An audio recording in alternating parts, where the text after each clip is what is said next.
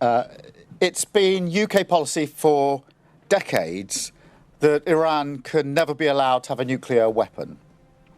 Over the weekend, the US removed to alleviate that threat.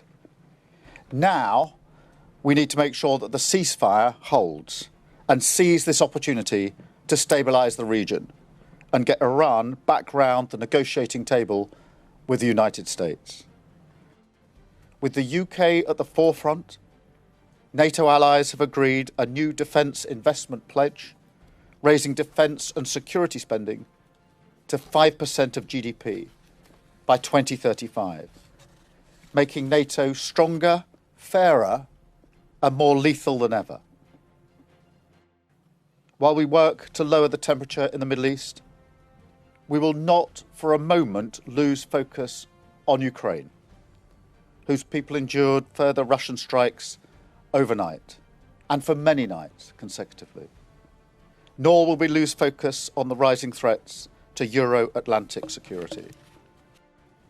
So under the NATO new definitions, we estimate that we will reach at least 4.1% of GDP in 2027, keeping the British people safe and strengthening our leadership in NATO even further.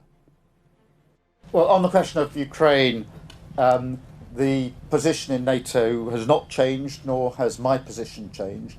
In fact, over the last couple of days, I would say in my discussions with leaders, there's been a real resolve that now is the time to push again to get Putin to the table for the unconditional ceasefire. President Zelensky has, for many weeks now, indicated his willingness to go to an unconditional ceasefire.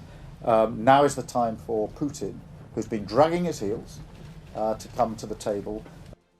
I think it's fair to say the mood of pretty well all participants in the session in NATO that we've just had in the summit was, on the one hand, of